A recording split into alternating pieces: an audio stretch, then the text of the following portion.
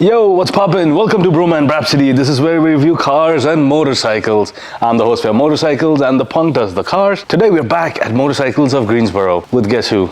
It's the one and only. It's the Professor. Professor, how are you? Bro, welcome home, man. How are you? How you doing? Living the dream. Nice. Living the dream. Nice. And in today's episode, we are gonna talk about a couple of motorcycles. There are motorcycles, then there are super bikes, and then there's these. This is the Panigale V4 SP, and the Professor, he's twinning with the bike, the Panigale V4 SuperLegerra. So love it. So love it. You love it? So love it. And you said it so right. You know, just there's motorcycles, there's super bikes, and then there is the...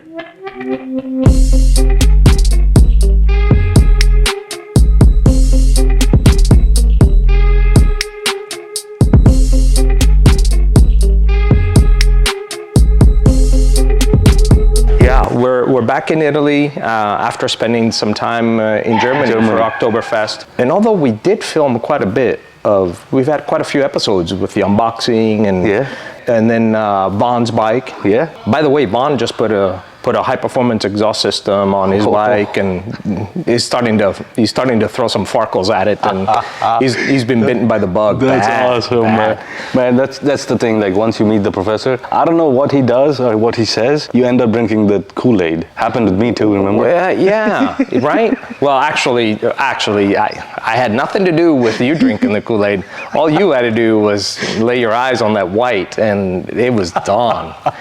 So I won't take credit for that one, or responsibility for that one. But Vaughn, he's hooked. We did the unboxing video for Vaughn when he got the V4 SP. Yep. And this actually is the first V4 SP we unboxed. Correct. Yeah, and that's the first SuperLegerra we've unboxed ever. Yep. And right. These two bikes were both they were ordered and purchased by my friend Gennaro Stoikov. And Gennaro is at the moment lucky enough to be spending actually he's been there for now several weeks in Bulgaria. Well, you and I thought of that it would be a good idea to film these two bikes side by side. The one thing that we haven't covered is Ducati's new slide control feature. It's actually kind of hard to describe what it's like, but we'll give it a shot. Sure, absolutely. And then after that, we'll take a whole different spin at what we usually do, if you don't mind. Absolutely, let's do it. The new electronics of motorcycles are allowing mere mortals like us being able to ride and enjoy a bike such as these, 220, 230, horsepower, torque numbers that are just out of this world. Could spin the world backwards on its axis. And, I think these two bikes are very well capable of rippling the tarmac under the tires, just out of the sheer torque. And then obviously, because you've got so much torque, and we're mere mortals, so we don't have the control that it would really take, or the better knowledge that it would really take to ride something like this and not kill ourselves. Yeah. So electronics come into play. So now the machine is doing it for you. But one of the coolest things about motorcycle racing and cornering, being able to corner properly and get the maximum out of the traction that your tires do offer, was always the famous and the always envied being able to leave a dark line all around the corner with your rear, right? Basically meaning that you're spinning the rear tire in a controlled manner and sliding it from the time when you get off the brakes all the way around the corner. I think we've seen the likes of Valentino Rossi, Marc Marquez, and some of those guys do that. Well, now mere mortals can do it because Ducati has introduced this new technology to the motorcycle that allows to do that up to 21 degrees. That's the cool part, which is quite a bit, 21 degrees, if you think of offset, right? So, and here's how it works. We've had technology on motorcycles like anti-lock braking system. It senses the locking up of the tire, then it kicks in, and it basically all you feel is a little pulsing under the brake lever, allowing the front to keep turning so you don't lose control. Traction control is the same thing for the rear. You get on the gas hard enough, you start spinning the rear, and the system kicks in, basically cuts power so that you don't keep spinning the rear. But it's a after effect. So in other words, it's like almost trying to defuse a bomb when the bomb's already blown up. Slide control is a preventative measure. And what it does is it takes into consideration, the IMU takes into consideration, tells the computer that you are at X lean angle. The computer already knows, because you've calibrated for the tires, what tires you're riding, more or less, and it also knows that you're in second gear, third gear, whatever gear you might be, and it knows that you're on off the throttle now, you're on the brakes, but then you're about to gonna come onto the throttle, right? So it already knows that after a certain lean angle, you got no more traction, and it also knows how much traction you can have based on throttle opening, tires, and what the suspension is telling the computer. So let's say that you were in second gear at 52 degrees, and all of a sudden you think that you're Superman, and you just grab a handful of throttle and whack it open. Well, this is when the Ducati electronics kick in and say, no, Superman, you can't do that, because your rear is about to gonna step out to the point where it's unrecoverable, and now you're sending yourself, you're high-siding yourself to high heaven. No can do. Just fly off the bike? Yeah, it's called the high side. Yeah. I don't recommend it. Yeah, no, I don't think anybody should. I only wish it up on my worst enemies, and I don't have many of those. But anyways, so what it does is it just slows down the opening of the throttle of the butterflies, so that you don't do that, and you're actually capable of leaving that beautiful little darkie all around the corner, a la Rossi. Let's talk Italian. Italian Rossi. Yeah, let's stay with Rossi. And so, he just retired, so perfect segue. Perfect timing, yeah. I just really kind of wish that he had spent a little more time with Ducati. Yeah, but would have been nice. Yeah. Well, now you have an Italian racing for Ducati, though. Winning races. And Ducati taking 1, 2, and 3 on the podium. How about that? What an awesome closing of the season, right? At Valencia. Absolutely. At the end of the day, what we have been doing, bro, is we've been talking about what motorcycles have, the features, the benefit, and some of the benefits of them. In the case of this one, carbon fiber chassis, lightweight, super horsepower, carbon wheels, electronic suspension, and whatever have you. The one thing that we haven't touched upon, and this is, after having spent the better part of 20 years all day, every day around motorcycles, what we haven't touched upon is, how does the bike make you feel? Yeah. Why do we do this? Really, the question is what moves you? What is it about this that has so many Vons and Genchos hooked, like as if it were an illegal drug?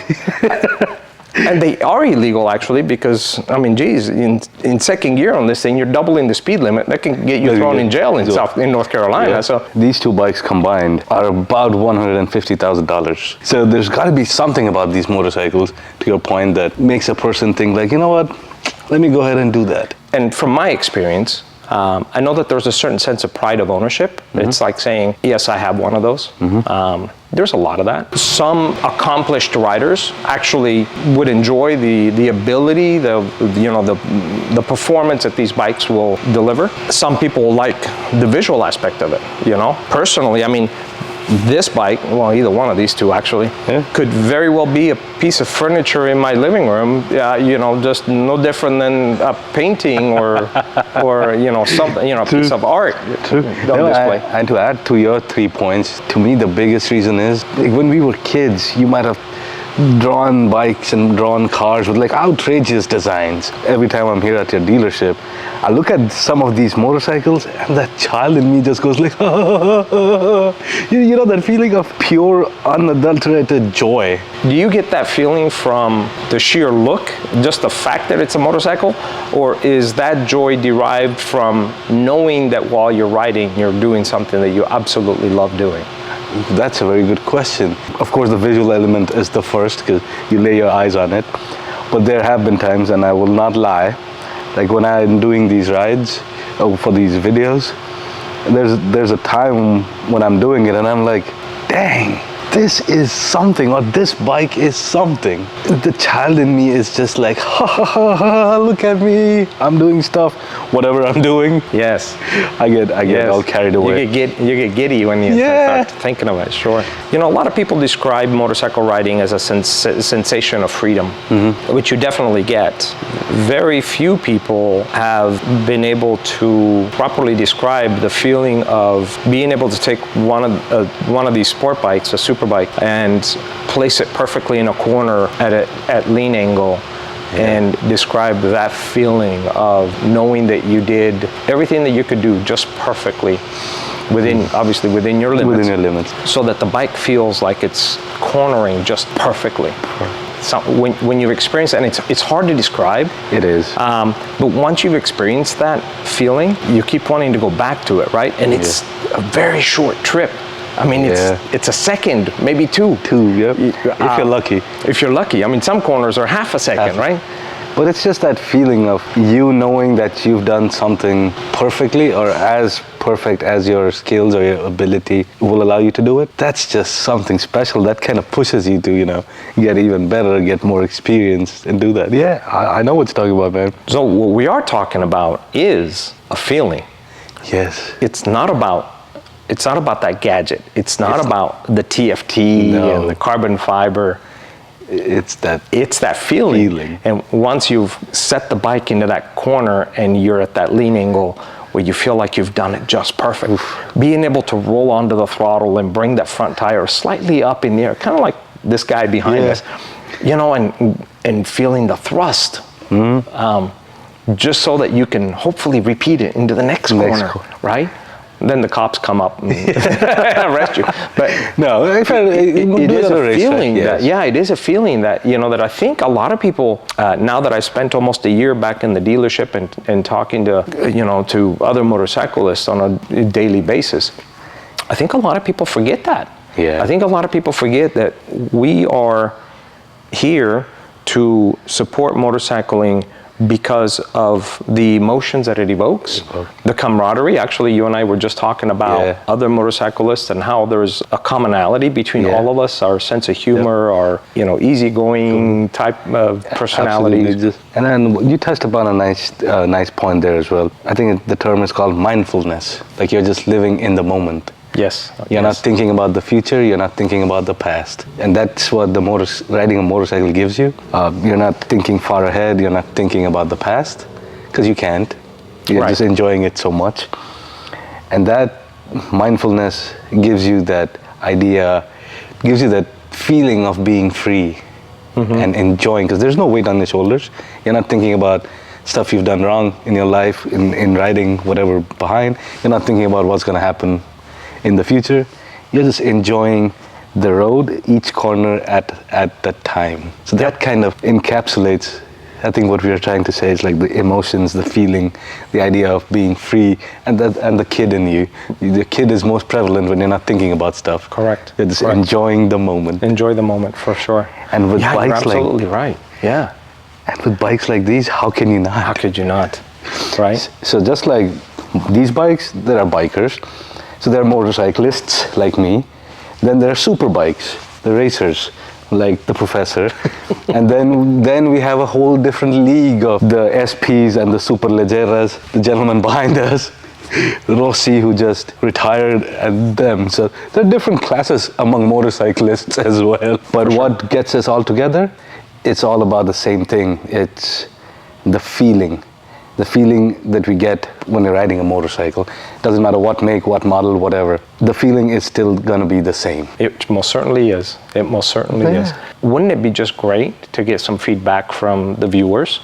Some comments, some questions, some remarks. Share stories with us. Because that's what we've been saying all along, right? Yeah. Come in, share your stories with us. We'd love to hear them. Yeah, so go down in the comment section. Let us know, what does motorcycling mean to you? How does it move you? What inspires you to ride? Share your stories. And we have stories, you guys have stories. Let's collaborate. And what I'll do is, in our next episode, whenever we have our pensive moment again, we'll read out a couple of your stories that you put in the comment section below. How about that? Yes, that's exactly what I was thinking as well. We have never really shared our story of why you started motorcycling, or how you started motorcycling, or how I started motorcycling. Yeah. Right? Yeah. Which I think that's a segue for another episode. But I would love to be able to hear from some of the viewers on how and why they started riding. And we can bring that up. So let us know about that too. Like, what made you start riding a motorcycle? What made you choose the most dangerous method of transportation? And the answer at the end of the day is very simple for me. It's 4 wheels move the body, but 2 wheels, it moves the soul. Oh, I heard that one before, yes. Yeah. Absolutely. Here's this one. The higher the risk, the higher the reward. Oh. And it is the most dangerous form of transportation, that's motorcycling, that we know of yet. Who knows what's coming What's coming next, yeah. But along with the highest risk and the danger involved, there is the reward of feeling those emotions that we were just trying to describe. I don't know if we did a good job describing it, but we did our best. But you're right, it's those feelings, it's that primal feeling deep within you it's hard to explain. It's just hard to explain. It's hard to explain unless you felt it. Unless you felt it, and if you felt it, you know what it's like. Just trying to describe salt tastes like. Yeah, what does salt taste like? There you go. Right, it's salty. Exactly. Well, thank you, Professor. This was awesome. Bro, thank you. Anytime we hang out with the professor here at Motorcycles of Greensboro, we have a fantastic time. And today, for the first time, we got a little deeper into motorcycling and what it means to us. Hope you guys enjoyed it. Put your comments. Tell us about your stories. We'd love to hear that. And before we go, Professor, can you tell our viewers a little bit about Motorcycles of Greensboro? Absolutely. Love to. Motorcycles of Greensboro, as you've noticed already, yes, we sell motorcycles. Yes, we service motorcycles. Yes, we sell accessories. We install accessories, just like what we've done for Gencho and Vaughn and you. But what Motorcycles of Greensboro really is a motorcycle enthusiast center where we love to share the stories. We love to hear your stories. We'd love to be able to listen to what you've experienced. Where do you want motorcycling to take you from that point forward? And if we have something that fits that need, that scratches that itch, then we will most certainly make the suggestion and allow you to make an educated decision by making sure that you ride the bike before you purchase it, if that's what you intend to do. If you want to come in and hang out and watch our big screen with MotoGP races on, have that too. If you want to come in and drool all over these bikes, please do, but clean up after yourself. I don't want to go around cleaning up after everybody, but yeah, and we have people do that here at Motorcycles of Greensboro. No, and the staff here is super friendly. The people here are amazing. The salesmen here, they're not the pushy kind of salespeople. Like, what do you want? What do you want? And this is a personal story that I'm going to share with you guys, and I'm not bullshitting. I walked in one day to say hi to the professor. He was busy. He's like, why don't you go to the back and check out what we have? And that's when I saw the 2021 Panigale V4, the white and red, the one that I got. I came back into his office, like drool all over my face, and I'm like, Professor, how much? How much? You were like a child under the Christmas tree that day. It was funny. Yeah, and I kid you not, his reaction to my thing was like, are you sure? You don't have to. And I'm like, no, I really want to. So just the fact that he took 10 seconds or 20 seconds out of his busy schedule just to ask me, like, are you sure you want to do this? Instead of, yeah, let's go. The people here care. The people here care. And when you come down here, who sent them, Professor? They have to tell us that the Bhroman sent them. Yes. The Bhroman sent them. The folks here are amazing. I'll put the website link in the video description below. Thanks for watching, you guys. This was awesome. We'll see you soon. Thank you, Professor. Thanks, Abro. See you soon, man. Take care.